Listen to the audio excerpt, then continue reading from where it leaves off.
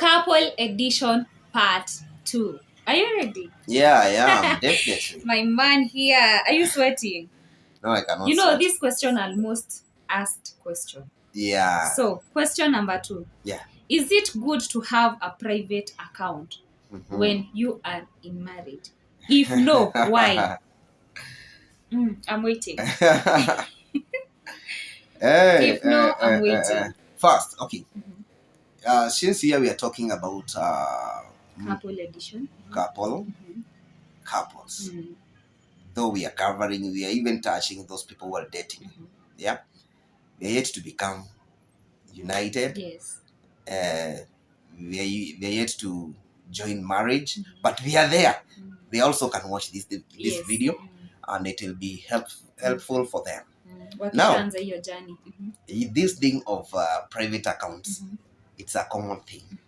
It's very common, especially in African,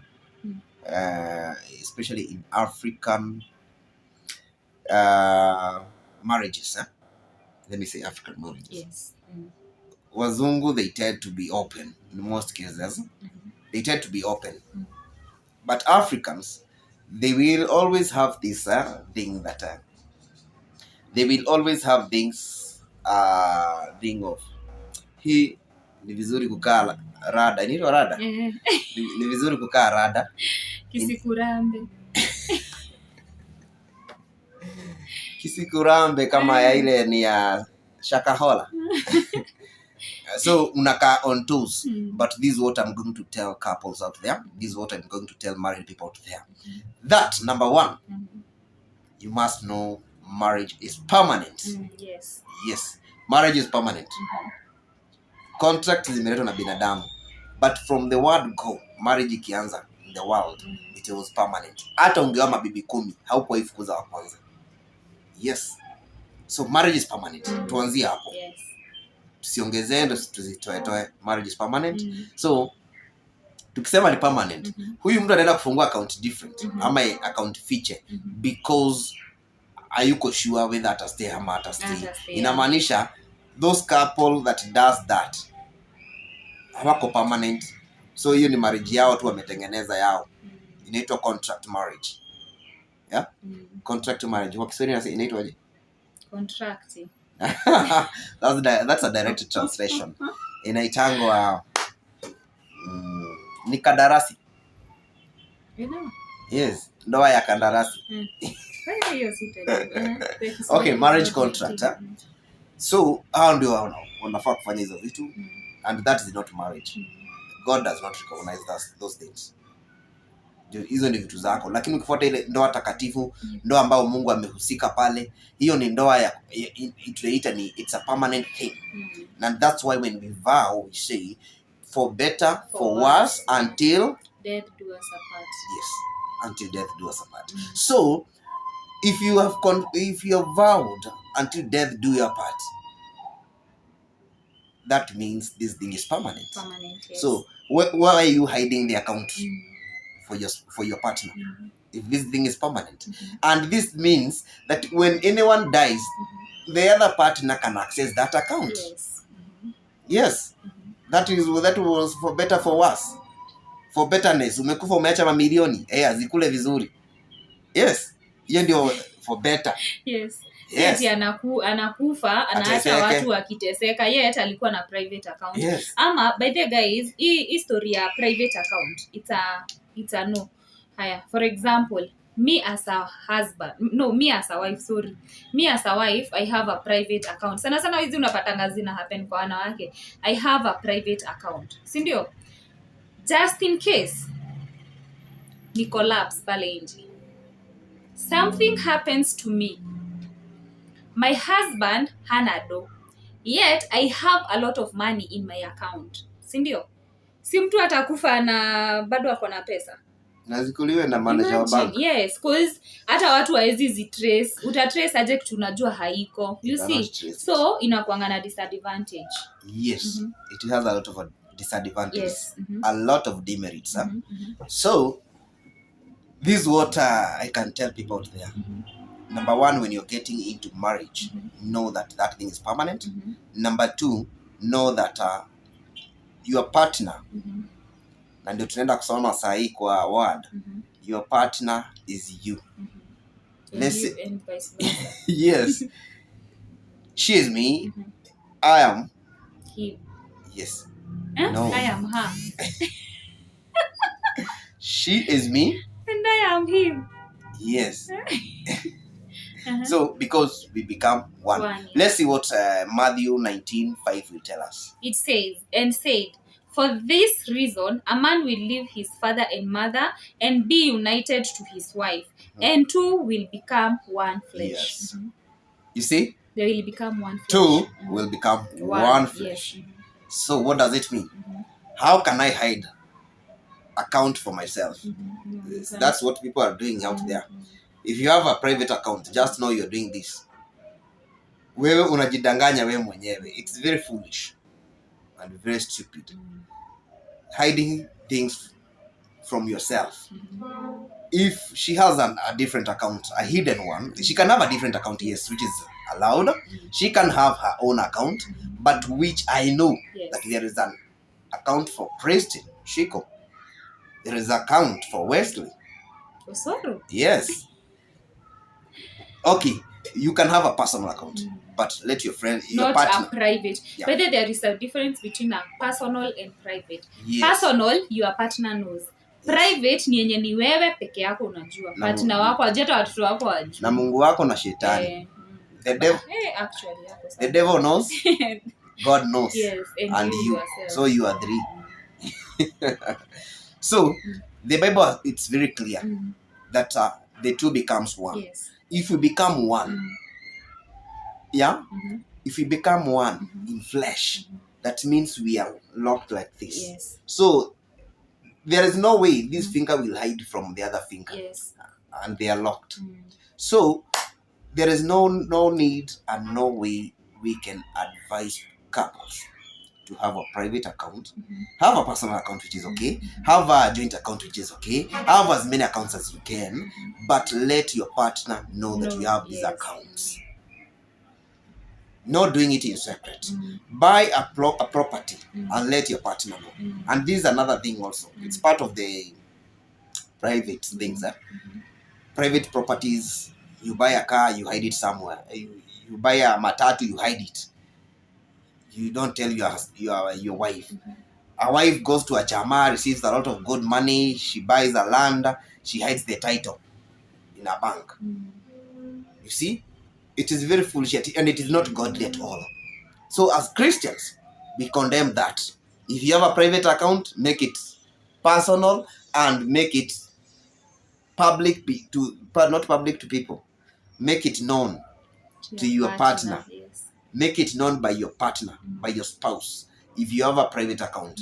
Wewe kama ulishafungua na ukaficha na ukaweka tu pesa, enda tu anze mwambie, babe, nataka kufungua account. You know how we sema tu mapema before things worsen. And these are the things that comes to break marriages later. Because when I come to realize that she has a land, a hidden one she bought a few years ago, na pengine kuna pesa yangu nilikuwa naona kama imepotea, nashuku ni ameiba kanunua hiyo shamba na akaficha. Then I'll start overreacting and people are divorcing because of those things. Hidden things. Secrets in marriage are not allowed at all. If you want your marriage to work, no secrets. And that's why the Bible tells us that we become one. No secrets. Everything, just be open. Yeah. Hata zenye unaona ati hakuna ile girls talk kwa marriage. Girls talk kwa marriage hakuna.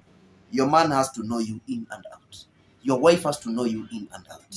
Yes. Even when you are not on the mood, he has to know. Yes. Even when anything, the partner is supposed to know.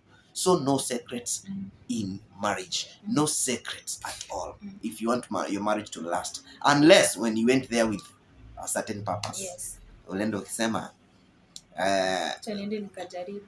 Nikajaribu, watu wale kusema kujaribu. And they normally say mguu moja ndani moja nje. Yes. Watu wa kujaribu sema now it must work. Yes. In Jesus name. It must work. Ukishaenda pale umepata paka mtoi na si mmoja wawili watatu. Surely bado unajaribu nini? Stupid. Wao watoto wezi wa meza warudishe hapo kwa tumbo. What are you trying? Can you grow up? People are not growing up. Unakuta mtu ako 50 years but still not growing up. Yeah, at 50 unafaa reason kama mtu ako at 50, not reasoning like a boy that uko na miaka 50 na unaniambia hapa ati mwanamke lazima umkalie machungumi hivi, yeah, at the age of 50 na umekaa na bibi over 30 years. Yeah, those things do not work. Watu walikuwa wanazisema but they never used to work.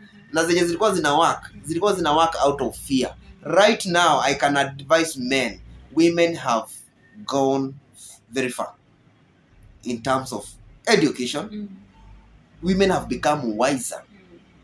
So there is no way you will treat your new wives like our grandparents. Yes. So wanawake wamejanjaruka. So wewe ukikuja pale na ujinga zako, atunataka kubehave kama your grandfather, kama your dad, atunamrestrict, unamtolea uoga kama wale wa kitambo. Walikuwa wanafuata hizo sheria because walikuwa na uoga. Alafu wazee walikuwa wanakuwa backed up na tradition used to back men. So mwanaume angekuja hata naoa na hata akwambie, wewe unaona wedding ikifanywa, na there is nothing you can do about it. Saa hii jaribu uone. Hey, so, try that in this generation. You will see. Women, they know the law. In fact, we have more women lawyers. Almost. They are almost of, even in our judiciary. CJ ni mwanamke. Kuna women lawyers wengi, women judges wengi. So wamechanuka, they know the law. They know their rights. Unlike those old days when they never knew their rights. Right now they know their rights. Even laying a hand on them, they know. Watakukimbiza. So wewe wacha kutumia zile sheria. Zilikuwa zimetengenezwa na wakoloni. Zilikuwa zinatengenezwa hadi kukula hadi food. Walikuwa those men walikuwa so self-centered. Hadi food unasikia ati anakula zile nyama soft na zile zenye zimeuma. Watoto na mama wanakula zenye zimebaki. So no private, no secrets. No secrets in your marriage. Hizo secrets zilikuwa zinafanywa kitambo. Na zilikuwa zinafanywa kitambo because watu wako wamechanuka, wako wamefanywa aware. Unaona? So watu wangefanya, lakini sasa hii jaribu. Sasa hii unajaribu, una destroy everything. Yes, there is a question. Yes. So me. So my first question is what if si utapata wengi wanasema I have a private account juu partner wangu apendi ni maybe ana spend a lot. Spendthrift. Yes, ama apendi kuniona na do. Unaona? So mtu kama huyo unaweza muadvise aje? Great. Okay, that's a good question. We have people who are spendthrift. Okay, sometimes you might find one person is a spendthrift or extravagant. So in such scenarios, we are not also advising about secret accounts or secret properties. We are not advising on that. There is something you can still do. When people get married, the first few years is to know each other. Yes. The first few years, the first few months is knowing each other. Now you must be knowing your partner. Like, you know, your spouse is spendthrift, extravagant, anatumia pesa vibaya, akiona kila kitu ananunua, ushajua. When you know this, yeah, si lazima ufiche. Hapa ndio pale unamwambianga, okay, si unajua tu akishika pesa ndiye anatumianga vibaya. Babe, let's have a joint account. Right? A joint account in a way that this one tunatoa pesa tukiwa wawili unless one is dead. Na wende na death certificate. Na usiforge tafadhali. Don't kill your spouse. Yes? So have a joint account whereby no one can withdraw that cash kama mko wawili. So inamaanisha hata kama ameenda Dubai ametaka kujibamba sana, hawezi toa do. Because mwenye wanafaa watoe na yeye ako Kenya. Yeah? Na pengine hata akitumia message kwa simu hata respond. Unaona? So again, you can have this account which we call a fixed account. fixed account works very well for the spendthrift people.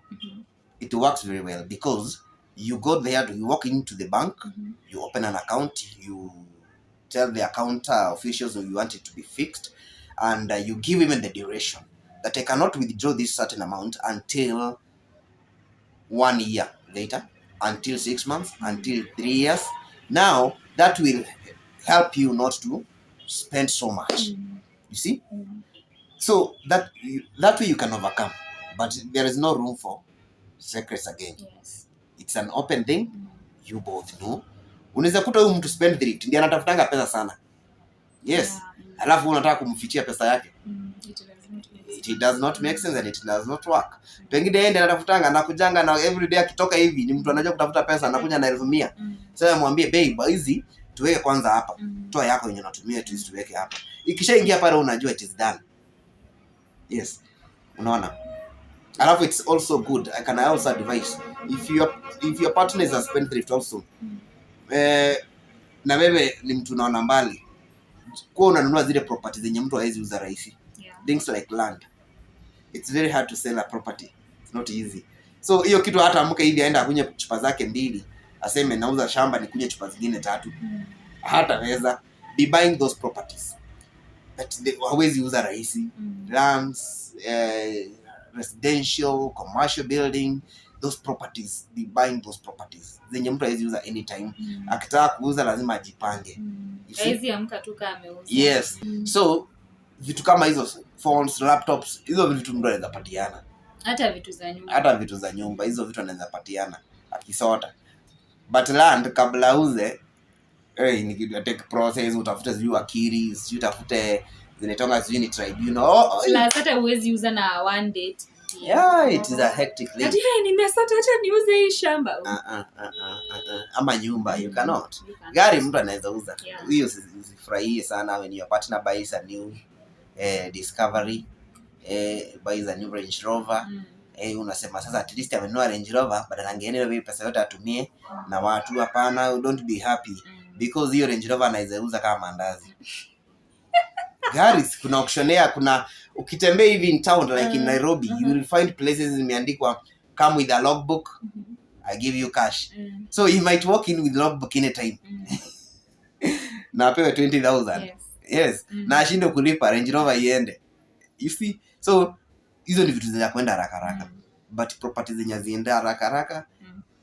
Wewe saidia mwenzako. Kama wewe ndio Mungu amebariki na wisdom na knowledge, saidia your partner. Hii si lazima ati mwanaume, unaweza kuwa ni mwanamke amebarikiwa. Saidia your partner, mwambie babe, kuna land inauzwa mahali fulani, twende tununue. Hata kama ufanye anything, just buy and fence and have the title deed in your bank or with your lawyer wherever. So hiyo utakuwa umemsave na utakuwa umesave your partner and yourself at the same time without secrets. Any question? No. So guys, that's the end of our couple edition part 2. See you next part.